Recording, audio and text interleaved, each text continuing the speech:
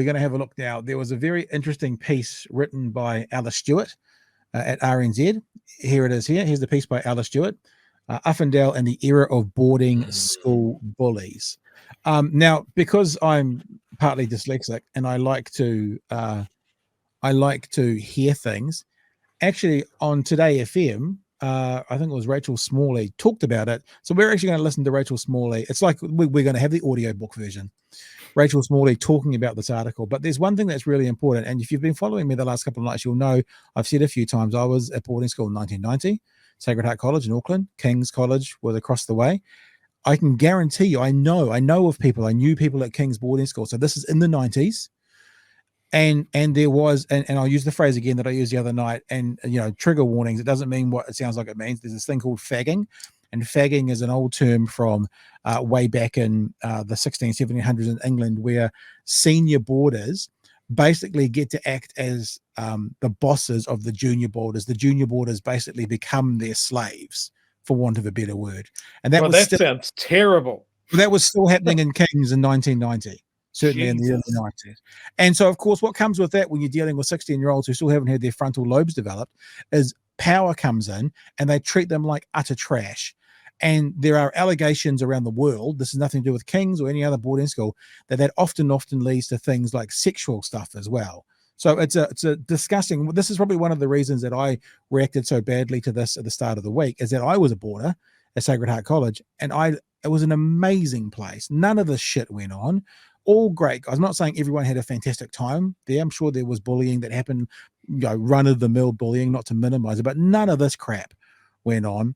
And he's the quintessential example of that kind of person who thinks it's hilarious, who's entitled to his sixth form position, that now he gets to treat the third formers like shit because that's the way it's always been. And that's the thing. So let's have a listen to Rachel Smalley and what she says about the article that we were just looking at. And she's telling the story of some boarders in the 90s at King's, right? And those are the stories that you can read in this article. But we're going to do the audiobook version of that.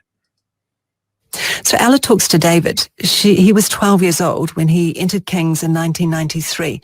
On his first night, his very first night, the older kids arrived in groups. These are 15 and 16-year-olds with socks full of tennis or golf balls. And they would hit the younger kids, the new boarders who were half their size, just left home, and leave them covered in bruises. I guess it was some sort of initiation. And David said a punch here and there, or a kick, or someone gets shoved down the stairs or cornered and threatened. That was pretty regular. It was a pretty regular sort of thing, he said. And he says more than anything, he was affected by the culture of fear that violence created. He says there was always a threat and you would never really feel safe, especially if you weren't a jock or on the first 15 rugby team. On a few occasions, he remembers being cornered in the stairwell, called a faggot, and then punched in the face, leaving him with a split lip. In those situations, you just have to choose, he said, between escalating it and defending yourself or just taking it. David said he always just took it instead of fighting back, because if he narked, he said it would make it worse. There was always an undercurrent of violence, and there was always that kind of fear. The kids who were sporty were always first-class citizens, and everyone else was meat for the grinder. Another boy, Simon, said he was filling in as a dorm prefect one night, and they were entrusted to look after the young boys. And he said one night a group of 20 16-year-olds arrived. Now, think about that. A group of 20. Yeah. Now, that also speaks to the staff of King's in that time cannot have not known about this. Mm-hmm. I'm sorry, I've been a boarder at a boarding school. It is impossible for, and I'll tell you something else I haven't said. I've actually worked as a boarding master as well. So in the early mid-1990s, I went back to Sacred Heart and I worked as a boarding master. So I've been a boarder there and I've worked as a boarding master there looking after fifth formers, right? So I can see both sides of the thing. There is no way that 26th formers can go in after hours to a dorm full of third formers, beat them up, and staff not know. I call bullshit.